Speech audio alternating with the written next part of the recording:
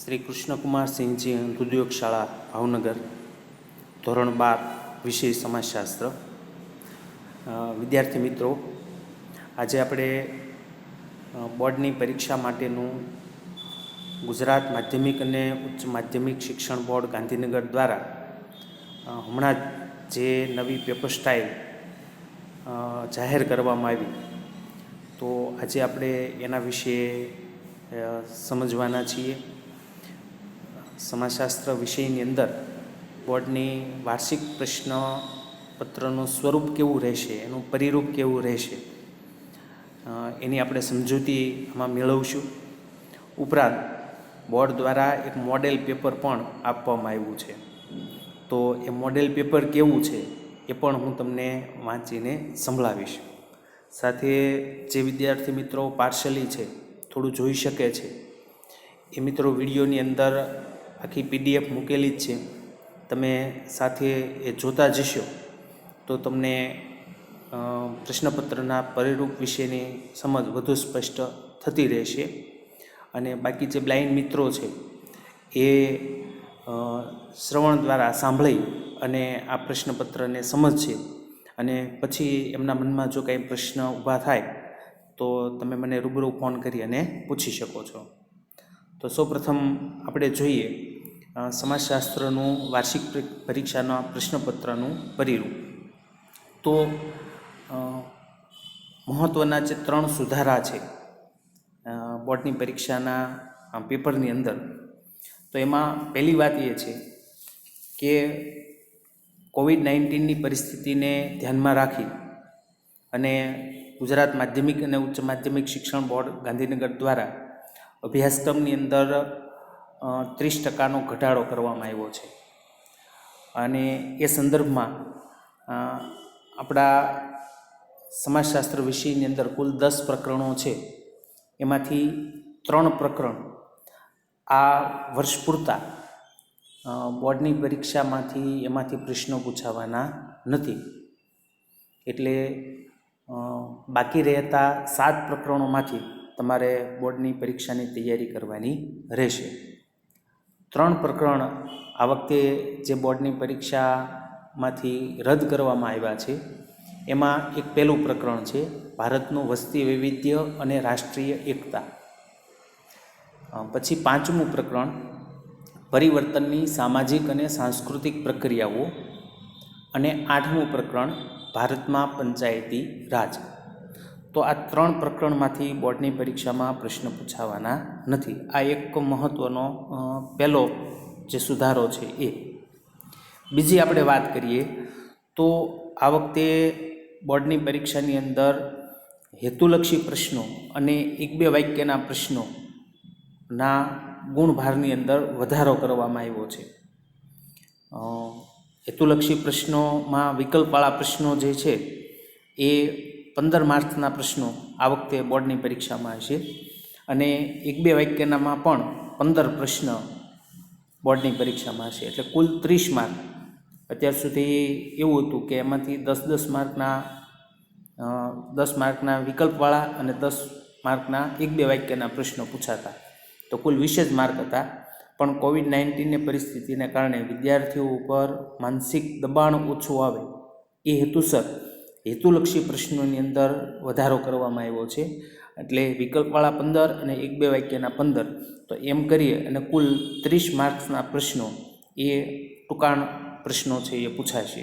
તો મિત્રો, આ તમને ખૂબ ઉપયોગી થઈ પડે એવો એક સુધારો છે, અને તમે સારામાં સારા માર્ક આમાંથી પ્રાપ્ત કરી શકો છો. ત્રીજો મહત્ત્વનો સુધારો જોઈએ તો આ વખતે પરીક્ષાની અંદર જે ઓપ્શન આપવાના છે એ જનરલ ઓપ્શન આપવામાં આવશે. જનરલ ઓપ્શનનો અર્થ એવો થાય કે અગાઉની પરીક્ષામાં પ્રશ્નના અથવામાં પ્રશ્ન મૂક્યો હોય તો એક પ્રશ્નના અથવામાં પ્રશ્ન મૂક્યો હોય તો એ 2માંથી 1 તમે લખી શકો. જનરલ ઓપ્શનનો અર્થ એવો થાય કે સળંગ પ્રશ્નો આપ્યા હોય અને એમાંથી તમારે અમુક પ્રશ્નો લખવાના થાય, એને જનરલ ઓપ્શન કહેવાય. દાખલા તરીકે 2 માર્કના પ્રશ્નવાળો C વિભાગ જે છે, એ C વિભાગની અંદર એક સાથે 14 પ્રશ્નો આપેલા છે, અને એ 14માંથી કોઈ પણ 10 તમારે લખવાના રહેશે. તો એ જનરલ ઓપ્શન કહેવાય. તમે કોઈ પણ પ્રશ્ન તમને જે આવડતા હોય એ 10 પ્રશ્નો 14માંથી તમે લખી શકો. એટલે એ પણ એક બહુ મોટો બેનિફિટ તમને સારા માર્ક્સ લેવા માટે એ મળશે. એટલે સી, ડી અને ઈ આ ત્રણેય વિભાગની અંદર જનરલ ઓપ્શન છે. પહેલાં એ અને બી એ વિભાગની અંદર વિકલ્પવાળા પ્રશ્નો છે. આપણે જાણીએ છીએ કે એમાં કોઈ ઓપ્શન હોતા નથી. અને બીમાં 1-2 વાક્યના પ્રશ્નો હોય છે, એમાં પણ ક્યાંય અથવા ઓપ્શન હોતા નથી. એટલે એ બે વિભાગ ફરજિયાત રહેશે, એમાં 15-15 દરેક પ્રશ્ન. અને સી, ડી અને ઈ આ ત્રણેય વિભાગની અંદર જનરલ ઓપ્શન આપવામાં આવ્યા છે. તો મિત્રો, આ બોર્ડની પરીક્ષાની અંદર કોવિડ-19ની પરિસ્થિતિને ધ્યાનમાં રાખી અને જે મહત્ત્વના સુધારાઓ થયા છે એની આપણે વાત કરી. હવે આપણે પ્રશ્નપત્રના પરિરૂપ તરફ જઈએ તો 100 ગુણનું પેપર એ તમે જાણો છો. અને 100 ગુણના પેપરની અંદર જ્ઞાન, સમજ, ઉપયોજન અને કૌશલ્યને લગતા પ્રશ્નો પૂછાય છે. જ્ઞાન પ્રાપ્તિને લગતા 40 ગુણના પ્રશ્નો પૂછાય છે. સમજને લગતા 37 ગુણના પ્રશ્નો પૂછાય છે. ઉપયોજન એટલે કે તમે મળેલું જ્ઞાન એનો ઉપયોગ ક્યાં કરી શકો, તો એ ઉપયોગ સંદર્ભના પ્રશ્નો 13 માર્કના હોય છે. અને કૌશલ્ય એટલે કે આવડત, જે પ્રશ્ન લખવામાં કંઈક તમારી આવડત થતી હોય એવા પ્રકારના 10 માર્કના પ્રશ્નો હોય છે. તો 40, 37, 13, 10 અને 100, આમ કુલ 100 માર્કનું પ્રશ્ન પેપર આપણું રહેશે. હવે આપણે વિભાગ પ્રમાણે છે એ જોતા જઈએ. તો પહેલો પ્રશ્ન હેતુલક્ષી પ્રશ્ન, એમાં વિકલ્પવાળા પ્રશ્નો 15 પ્રશ્ન હશે અને 15 ફરજિયાત તમારે લખવાના રહેશે. કુલ ગુણ પણ 15 રહેશે. બી વિભાગની અંદર અતિ ટૂંક જવાબી પ્રશ્નો, 1-2 વાક્યના પ્રશ્નો એની અંદર પૂછાશે.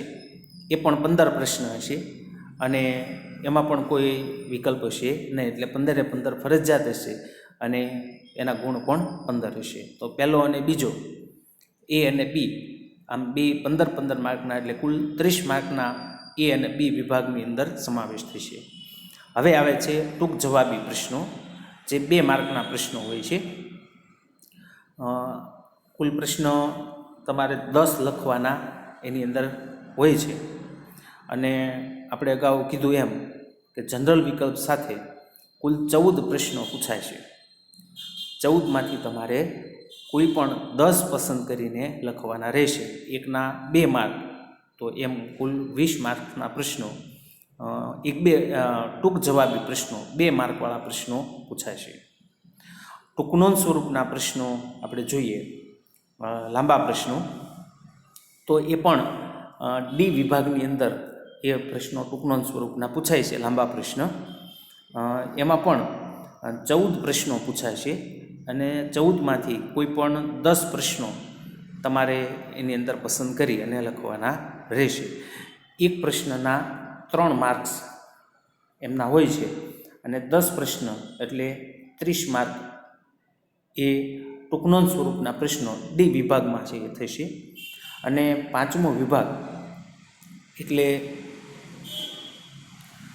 નિબંધ પ્રકારના પ્રશ્નો, આપણે જેને સવિસ્તર કહીએ છીએ. તો એમાં કુલ 6 પ્રશ્નો પૂછાય છે અને એની અંદર તમારે લખવાના જે છે એ 4 પ્રશ્ન લખવાના થશે. એટલે 5 માર્કનો એક પ્રશ્ન થશે. 4 પ્રશ્ન લખવાના, એક પ્રશ્નના 5 માર્ક. કુલ પૂછાશે 6 પ્રશ્ન પૂછાશે. એટલે એમાંથી પણ તમે 2 પ્રશ્નને છોડી શકો અને 4 પ્રશ્ન સરસ રીતે તમે લખી શકો. અને એકના 5 માર્ક એટલે 4×5 = 20. તો આમ એ વિભાગમાં 15 વિકલ્પવાળા, બી વિભાગની અંદર 1-2 વાક્યના પ્રશ્નો 15, ટૂંક જવાબી 2 માર્કવાળા 20 માર્કના પ્રશ્નો, ટૂંકનોંધ સ્વરૂપના ડી વિભાગમાં 30 માર્કના અને નિબંધ પ્રકારના 20 માર્કના. તો આમ તમારું પેપર કુલ 100 ગુણનું થશે. તો આ રીતે જનરલ વિકલ્પ સાથે આ વખતનું પરીક્ષાનું પ્રશ્નપત્ર છે એ રહેશે. હવે આપણે જોઈએ કે કેટલાક પ્રકરણો રદ કરવામાં આવ્યા છે, એના કારણે ગુણભાર ફરે છે. તો આપણે જોઈએ કે કયા પ્રકરણની અંદરથી કેટલા માર્કના પ્રશ્નો પૂછાવાના છે. જનરલ વિકલ્પ વિના કેટલા પૂછાશે અને વિકલ્પ સાથે કેટલા પૂછાશે. થોડો આપણે આના કારણે અંદાજ બાંધી શકીએ કે કયા પ્રકરણમાંથી શું વધારે પૂછાશે. મિત્રો, આ ગુણભાર જે છે જનરલ વિકલ્પ સાથે કે જનરલ વિકલ્પ વિના, જે કોઈ શિક્ષક બોર્ડના પેપર કાઢતા હોય છે તો એ આ ગુણભારને વળગીને રહેતા હોય છે. ગુણભારને આધારે એ આખું એક માળખું બ્લુપ્રિન્ટ બનાવે અને એના આધારે એ પ્રશ્નો પૂછતા હોય છે. એટલે કોઈ પણ પ્રકરણનું ગુણભાર જે હોય એટલા જ માર્કના પ્રશ્નો એ એમાંથી પૂછી શકે, એનાથી વધારે એ પૂછી શકતા નથી. પણ કેવા પ્રકારના પ્રશ્નો પૂછવા એ દરેક શિક્ષક જે કોઈ પેપર કાઢે છે એની પોતાની સ્વતંત્રતા હોય છે. એવું નક્કી નથી કે આ પાઠમાંથી 5 માર્કનો પ્રશ્ન ન જ પૂછાય.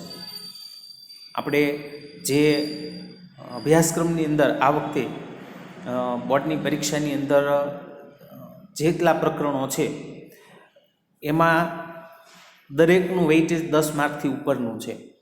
તો કોઈ પણ પ્રકરણમાંથી 5 માર્કનો પ્રશ્ન પૂછી શકાય, એ પ્રશ્ન પેપર કાઢનારની સ્વતંત્રતા છે.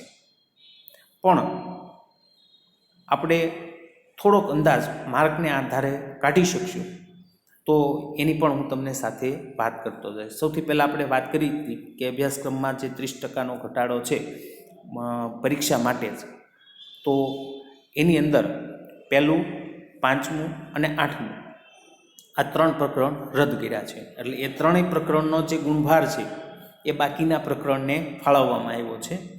તો સૌથી પહેલાં 1લું પ્રકરણ તો નથી, આપણે બીજા પ્રકરણથી વાત કરીએ તો બીજા પ્રકરણની અંદર ભારતીય સંસ્કૃતિ અને સમુદાય, તો એમાંથી કુલ 15 ગુણના પ્રશ્નો પૂછાશે. તમે સ્ક્રીન ઉપર છે એ તમે જોઈ શકો છો કે આખું માળખું એની અંદર આપવામાં આવ્યું છે અને એની અંદર બીજા પ્રકરણની સામે જનરલ વિકલ્પ વિનાના જે ગુણ છે એ ગુણ એની અંદર મૂક્યા છે. 15 ગુણ છે એ અહીંયા તમે જોઈ શકો છો. જનરલ વિકલ્પ સાથે એમાંથી 19 ગુણના પ્રશ્નો પૂછાશે. તો 15ના તો પૂછવાના જ છે, પણ જનરલ વિકલ્પ સાથે 19ના છે. એટલે 15 ને 4 19, એટલે 4 માર્ક્સના વધુ પ્રશ્નો ભારતીય સંસ્કૃતિ અને સમુદાયમાંથી પૂછાશે.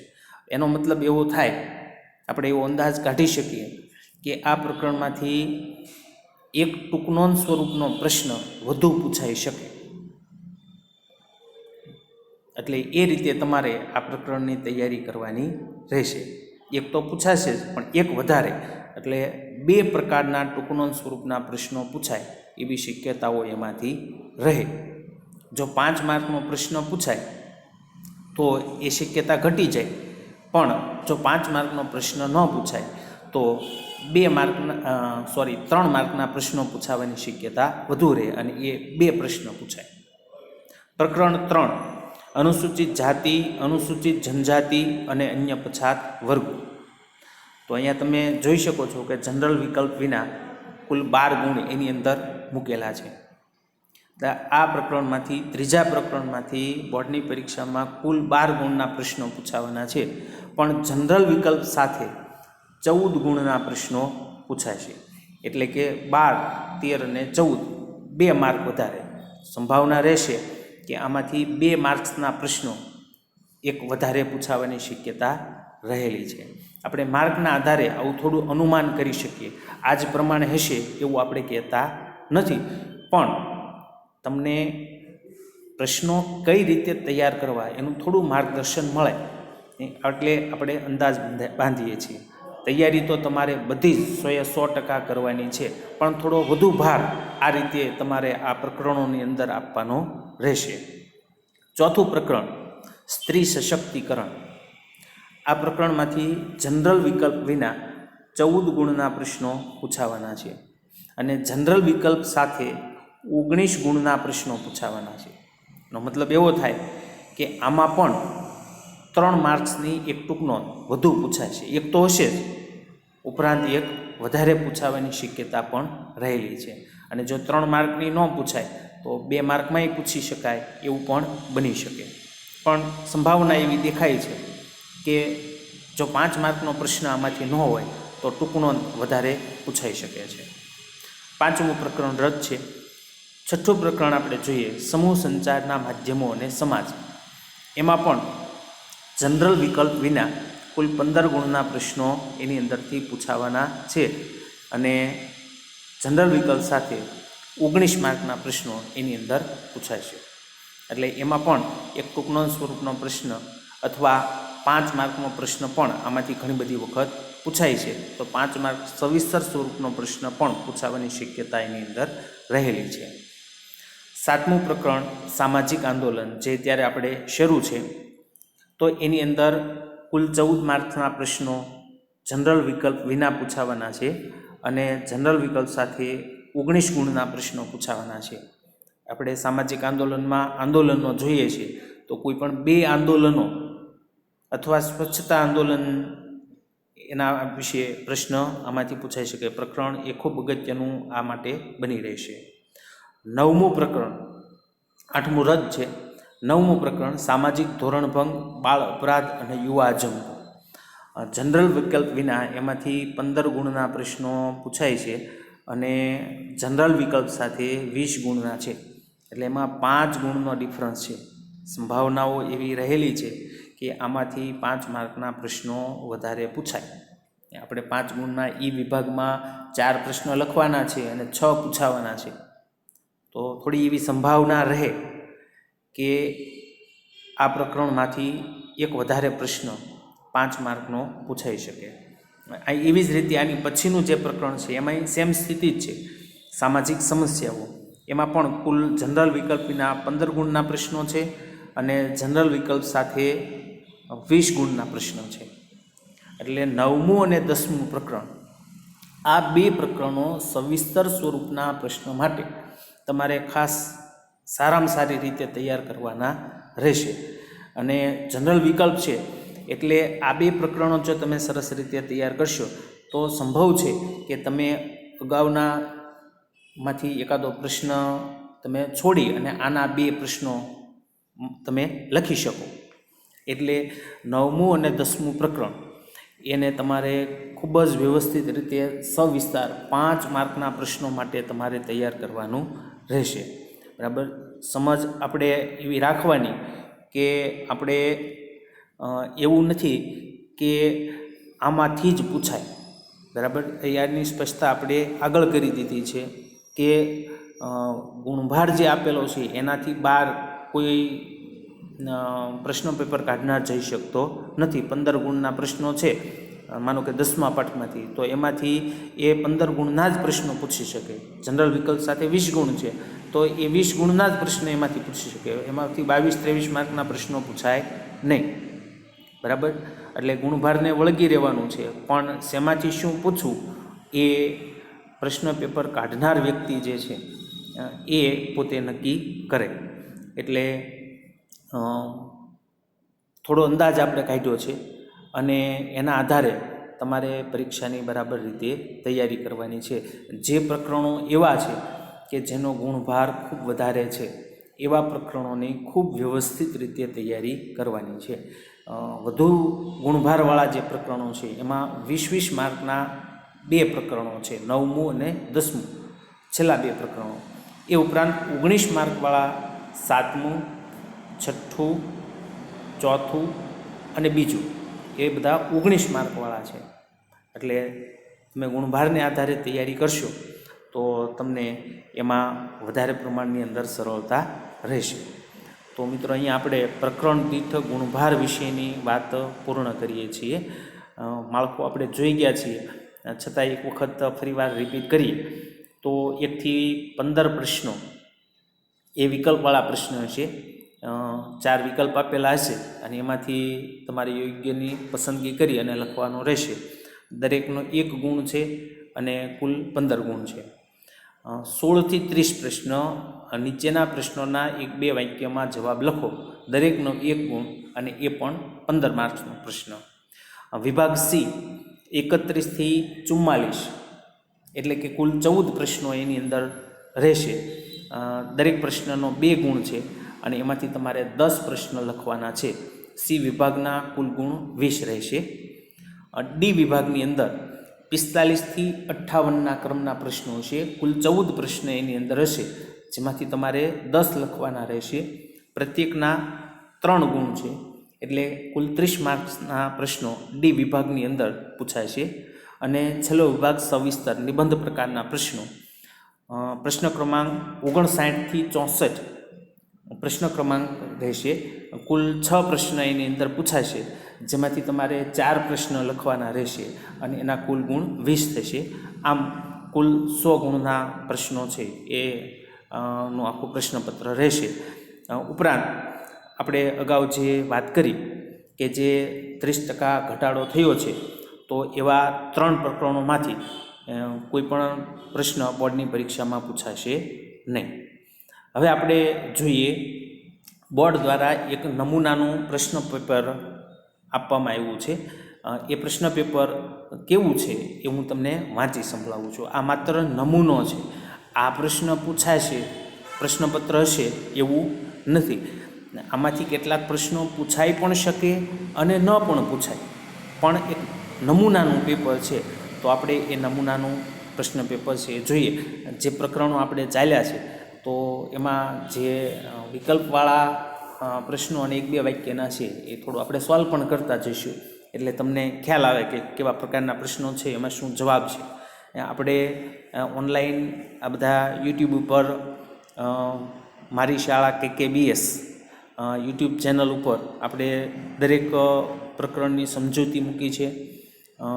ગૂગલ ફોર્મની અંદર તમે દરેક પ્રકરણ પૂર્ણ થઈએ ટેસ્ટ આપી છે, એટલે તમને તરત આના જવાબો પણ આપણે જે પ્રકરણો ચાલ્યા છે એના તમને આવડતા જ જશે. આપણે સોલ્વ કરતા જઈએ અને પ્રશ્નપત્રનો પરિચય કરીએ. તો નમૂનાનું પ્રશ્નપત્ર, કુલ ગુણ 100, સમય 3 કલાક, આપણા માટે અડધી કલાક વધારે રહેશે. નીચેના પ્રત્યેક પ્રશ્નોના આપેલા વિકલ્પોમાંથી યોગ્ય વિકલ્પ પસંદ કરી સાચો ઉત્તર આપો.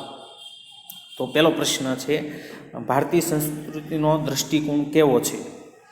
વૈશ્વિક, સ્થાનિક, સંકુચિત કે આપેલ પૈકી એક પણ નહીં. ભારતીય સંસ્કૃતિનો દૃષ્ટિકોણ કેવો છે? એનો જવાબ આવે વૈશ્વિક. પારસીઓનું ધાર્મિક પુસ્તક કયું છે? શ્રીમદ ભગવદ્ ગીતા, કુરાને શરીફ, અવેસ્તા, ત્રિપિટક.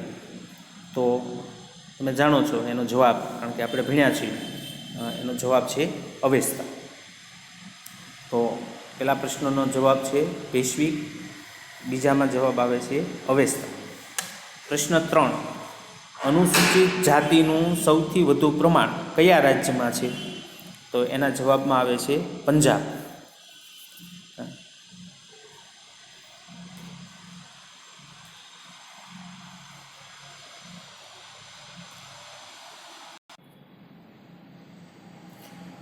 ત્રીજો પ્રશ્ન, અનુસૂચિત જાતિનું સૌથી વધુ પ્રમાણ કયા રાજ્યમાં છે? તો એનો જવાબ પંજાબ છે. ચોથો પ્રશ્ન, ટોટેમવાદ શેમાં જોવા મળે છે? અનુસૂચિત જાતિ, અનુસૂચિત જનજાતિ, સવર્ણ અને અન્ય પછાત વર્ગો. તો એના જવાબમાં અનુસૂચિત જનજાતિ છે.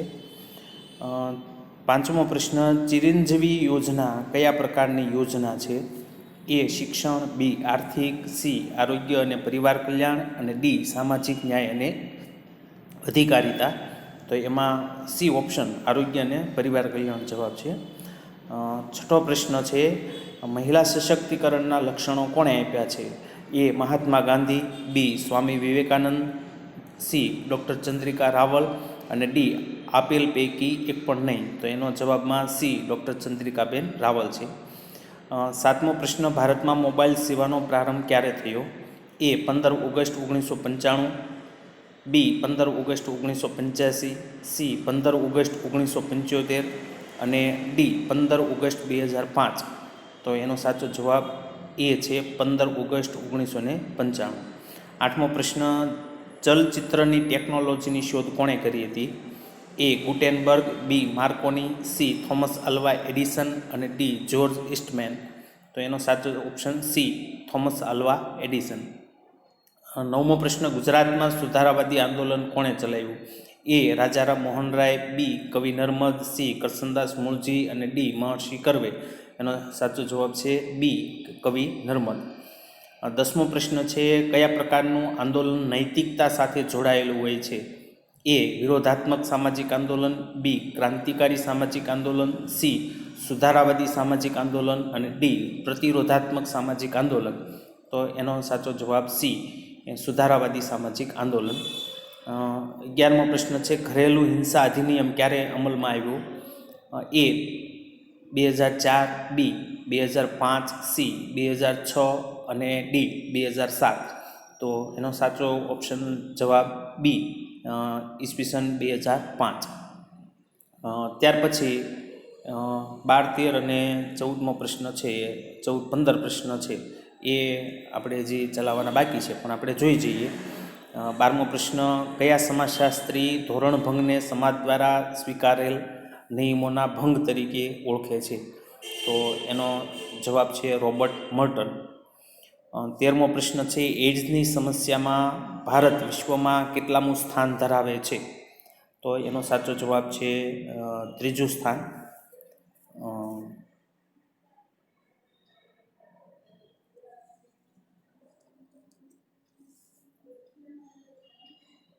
પછીનો જવાબ છે પ્રશ્ન છે 14મો, the sociology of social problem નામનું પુસ્તક કોણે લખ્યું હતું? તો એના સાચા જવાબમાં છે પી.બી. હોર્ટન અને G.R. લેલ્સી.